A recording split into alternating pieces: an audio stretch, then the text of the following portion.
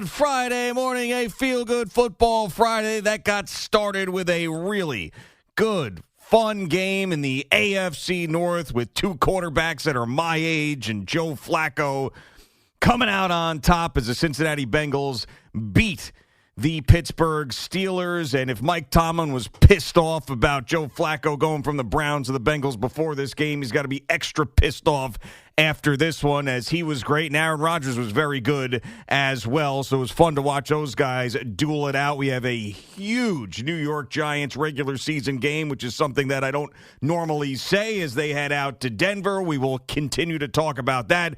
And it would be nice if the noise calmed down around the Jets a little bit if they end up winning at home against the Carolina Panthers. Brian Cashman spoke. He had the big press conference and went on with Evan and Tiki. So we got a lot here on this Feel Good Football Friday. Good morning, Boomer. How are you? Yeah, good morning. Stop that, Eddie. Not already. Jesus, we're like 2 minutes into the show, and he's already dropping Brian Cashman sucks drops. But last night was an unbelievable football game. I mean, watching those two guys do what they did, and Aaron Rodgers, I don't know if people realize this, Aaron Rodgers threw the ball 70 yards in the air on the last play of the game. I mean, it was insane. He's been doing that his whole career, and I was wondering, can he still get it there? And he got it there. He got it there, and if I were Jalen Ramsey and I were Joey Porter Jr., I would burn the tape. They just got lit up last night. There's no way that they could stay with T. Higgins and Jamar Chase.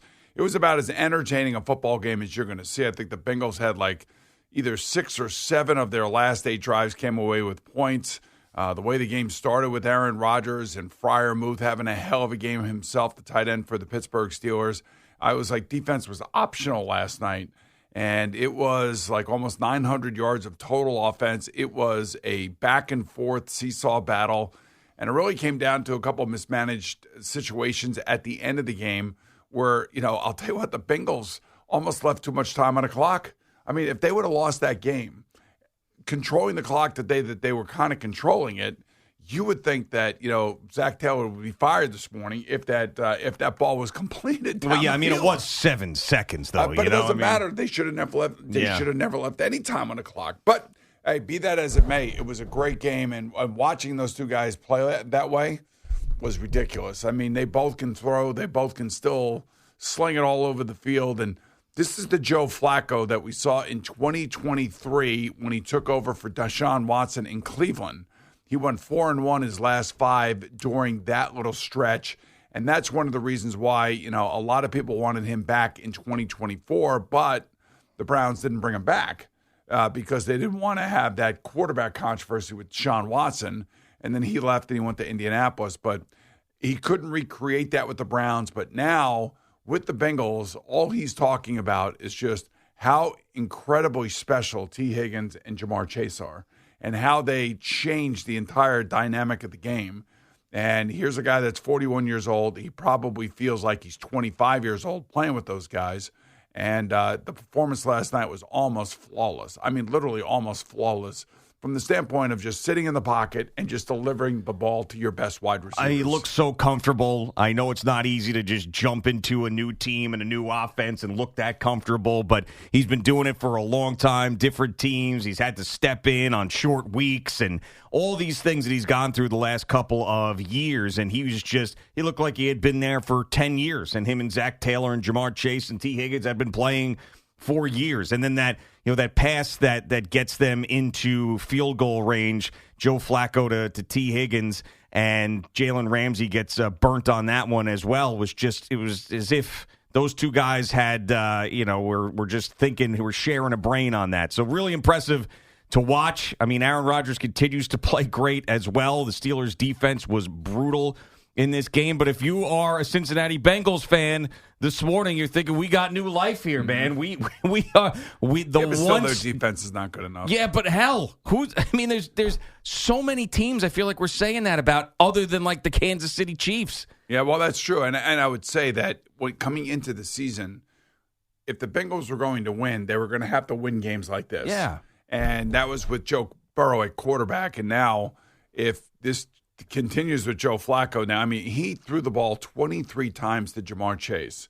He caught it 16 times for 161 yards. And there were a couple balls that he threw over his head, and he missed them. I mean, he was wide open. He should have probably had about 20 receptions. Yeah, I mean, that's like 4 weeks of A.J. Brown, what happened with Jamar Chase. Well, I mean, think about the Jets and their passing offense. Oh, God. I mean, if there is one. No. I mean, so, it was it just blew me away. I mean, it was amazing how both of those guys played at that level. But also, it's a short week. It's the NFL. The rules are set up for the offense to be successful. And when you have superstars playing in a game, and I got to say, Pittsburgh did a lot to acquire 2 corners and put 2 corners out there to fight this particular thing. And also with Baltimore, because Baltimore's got some great wide receivers too. Those defensive backs, man, they were on roller skates last night. Yeah, I mean, and they're as talented an offensive team out there with the weapons that they have.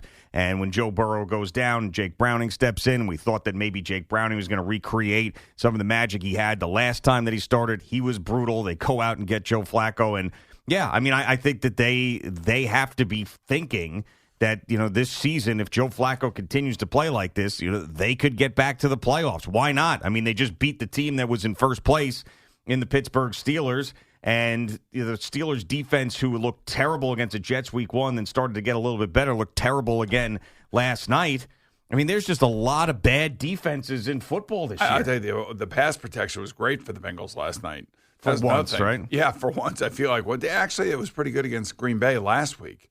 And Joe Flacco just started getting used to those guys last week in Green Bay, and then this week it looked like they had been playing together for 10 years. So it was a remarkable performance, to say the least. That they're back in it. I mean, this is we're in week 7, so we still have 10 weeks after this to go.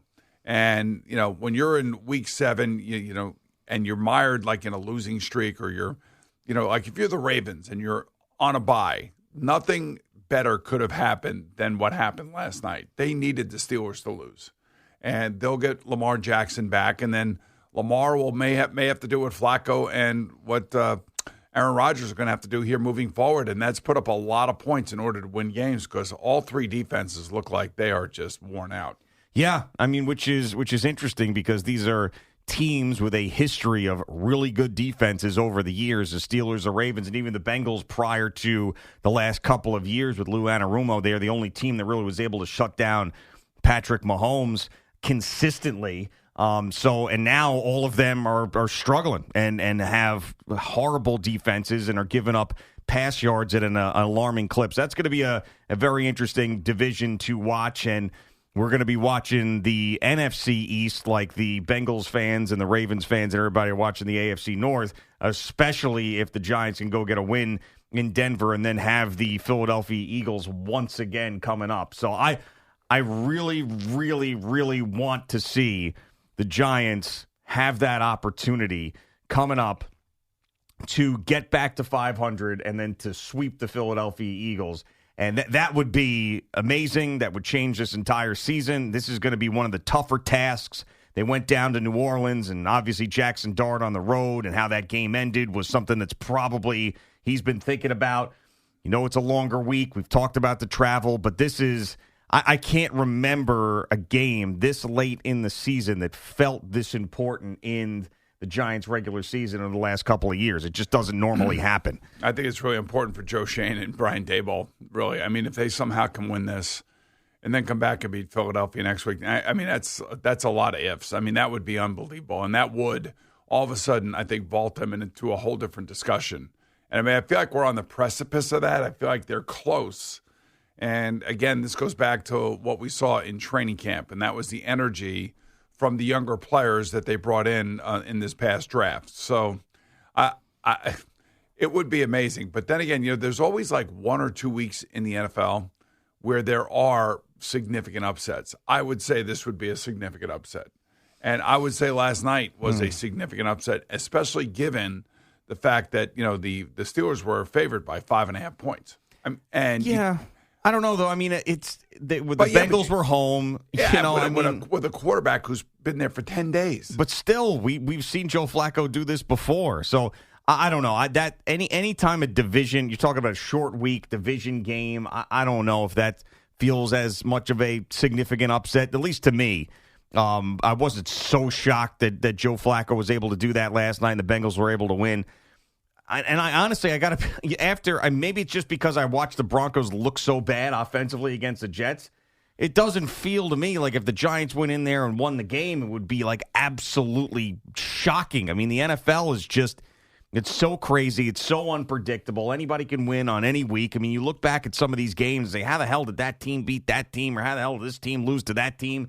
And the way that the Giants, I mean, we saw, the last time we saw the Giants, that's why the NFL is so impossible to predict, but the last time we saw the Giants, they were ass kickers against the Philadelphia Eagles. And the last time we saw the Broncos, they were struggling to beat the worst team in football. True. But recency stuff doesn't really matter in the NFL. Well, we were talking about defense, and one of the better defenses in the AFC is, or are, the Broncos. And, you know, they've won 3 in a row now. And it was ugly last week, and that was the Jets. So I think the defensive numbers are a little bit skewed going into this game because, 9 sacks is, it's insane. That doesn't happen. Like we saw an offense, we saw 2 offenses last night just absolutely crush the defenses that they were playing against, except for 2 interceptions that the Bengals had, and one of those was unbelievable. But I think about defense in this game. This is a little bit different defense. This is going to be a well put together defense, and this will be a defense that they'll try to take advantage of a rookie quarterback. And then the one thing about him is that he'll move and he'll run and he's fearless. And I think he did learn a lesson when he went to New Orleans because his short week rebound against Philadelphia tells me that. Like all those mistakes he made in New Orleans, and they weren't all his mistakes, but the mistakes that he made, he cleaned up. And if that's going to be the case, then, all of a sudden now they have a chance in every single game. It was interesting. I was playing in a golf tournament yesterday. Almost all the Giant fans came up to me and were like, what do you think? What do you think about Jackson? I mean, like, they are legitimately excited. Well, they should be. I mean, yeah, exactly. And I think most of us believe that we see, like, there's finally a little bit of an energy and a personality that's associated with this kid that everybody else is feeding off of. The team's feeding off of, the fans are feeding off of, the ownership, I'm sure, is feeding off of, and his teammates are too. So, it's just a lot to ask a young kid to carry a team, especially when they go on the road and especially when they're playing a good team in a very difficult environment. WFAN NFL football is powered by Verizon. If the Giants go into Denver and win this game, it's not just a local story any longer. This is going to be one of the best stories in the NFL, that the Giants with Jackson Dart had back-to-back wins against the Philadelphia Eagles and the Denver Broncos, and this guy looking the way he does with the flair that he has, and the Giants being a dead franchise for the last number of years, and him and Scadaboo. I mean, it's starting to bubble right now. I don't think it's got the full attention nationally of the football fan and everybody else. It's sort of been a thing that we talk about. But if they somehow pull this off, especially in that second late afternoon 4 o'clock window where there's not as many games and people are watching, I mean, it is going to be it's going to be Jackson Dart's world come Monday. Well, but on the opposite of that, it'll be like, oh, okay. But here's the thing. If they lose, it's not going to be devastating. This is why it's fun to be in this stage of things happening for a franchise. If they lose and as long as everybody comes out healthy, it's like, okay, it's another learning experience. You still believe in the kid. You still believe that you got something. But if you win, it's like, woof. I mean, it's a whole new world we're going to be living in. So one of the reasons why you should be jacked about Jackson Dart is because in his first 3 games, 508 pass yards, 4 pass TDs, 2 interceptions, 167 rush yards, and 2 rush TDs already this season. It's the third quarterback since 1950 with 50 or more rush yards in each of his first 3 career starts, and that ties him with Jalen Hurts and Lamar Jackson. I mean, so he's doing things that, have been done by others before, and these others before have either won MVPs or Super Bowls. So you could see, like, when you start comparing some of the things that he's already accomplished, why there is a genuine excitement about his future here for the Giants. Yeah, and it really has an opportunity here. And this is exactly when you want to play. If you have to play the Denver Broncos on the road, this is how you want to play them. You want to play them coming back from London when you have a long week. This is exactly the way. It's kind of set up for you, you would think, from just a human standpoint of, like, recovering from a long flight, getting back, readjusting to the time. I mean, they've been preparing for this. They picked up some hours coming back, so I don't think maybe not that bad. But, you're also playing at altitude. I mean, there's all these different factors that go into this, and hopefully it'll be a decent weather day in Denver this week. I'm not sure what the weather looks like, but I don't know. To me, I know you're a big weather guy. I am a big weather guy. Any more tropical storms that are going to turn into Cat 5s out there? I haven't seen much. I've looked at the 3 different models, and not much is happening. Not much is happening. I got my generator from Cooper Electric dropped off. We're getting that thing hooked up coming up in the next couple of days. I'm telling you, I'm so proud of you. Finally, it's only taken about 6 months. Yeah, I mean, I also don't. I mean, I don't want to be rooting for natural disasters. I know, like I'm not either, but I'm just saying, you don't have a sense of urgency. Yeah, I do. I always talk about urgency and how athletes have to have a sense of urgency. You don't remind me of a person that has a sense of urgency. I do in certain things. I just feel like when it comes to these natural disaster things, you can't wait to get to the golf course. Yeah, there's a sense of urgency there. Hey, it's 78 and sunny. Oh, nice. In Denver. Beautiful day. Yeah, that's going to be perfect. 78 in Denver. Wow. Late October. And by the way, so yesterday I did play in a golf tournament. I was nice enough to be invited to a member guest over at Liberty National. Ooh, fancy.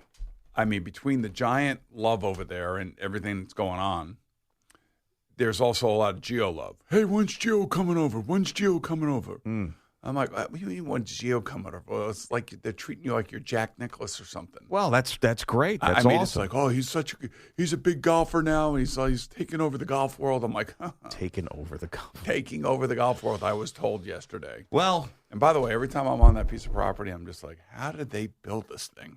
Yeah. Between that and Bayonne, I'm like, man. And we're sitting in the. If anybody's ever been there, they know exactly what I'm talking about. You're sitting in the shadow of downtown New York City and Jersey City, and the buildings are right there. Lady Liberty's right there. Yeah. And you're like, you're 3 miles from the center of the universe. And you're out there in nature somehow. It's insane. Yeah. And you never can take it for granted, but the engineering to put that golf course together, I don't know how they did it, but man, it's an amazing experience. How'd you do? Did you win? We did not win. We were 3 under, so we did not win. Okay. I think either 6 or 7 under won. Did you win any tournaments this year? Yes, I did. Who was your partner when you won that one? You were. Oh, okay. Very good. Yeah. Very good. Nice. And I was talking to the very nice owner of that golf course where we won. Yeah.